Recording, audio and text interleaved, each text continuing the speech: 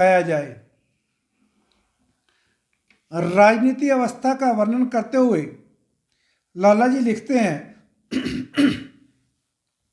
हजारों छोटे छोटे राजा इस भारत भूमि पर राज्य करते थे।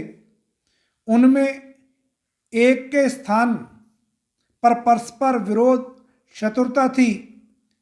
एक के पतन से दूसरा प्रसन्न था।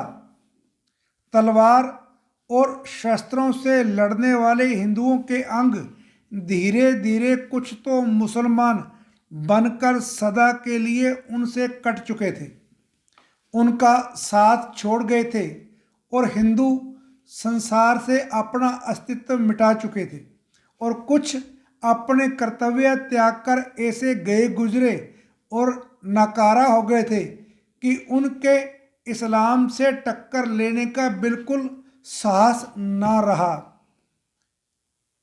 इनकी सामाजिक स्थिति को ऊंचा किया जाए, उनके देश प्रेम, राष्ट्रीय गर्व और उत्साह भरा जाए, यह बात पिछले 4000 वर्षों से किसी को नहीं सूझी थी।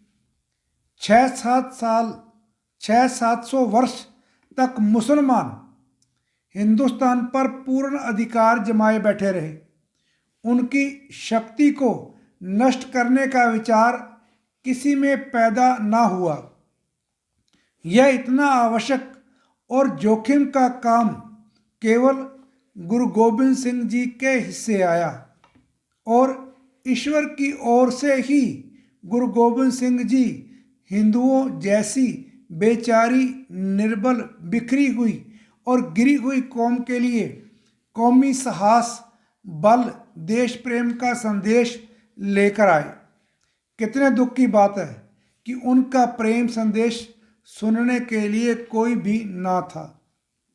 हिंदू धर्म और भावना की पोशाक इतनी पुरानी और गल सड़ चुकी थी कि उसको थिगलियां लगाकर या सीकर बचाना असंभव था।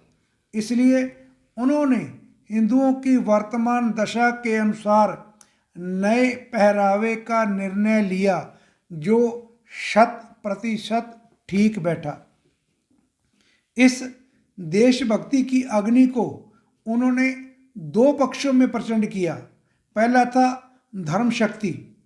उन्होंने हिंदुओं को बहुप्रकार पूजा से हटाकर एक अकाल की पूजा में लगाया और एकता का केंद्र स्थापित कर दिया। दूसरा पक्ष था सामाजिक स्तर पर।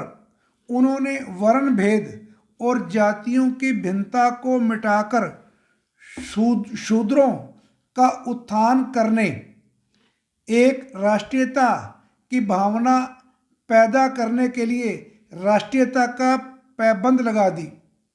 हिंदुओं में एक अकाल की पूजा तथा राष्ट्रीय भावना को जो लोप हो चुकी थी, फिर से जीवित कर दिया।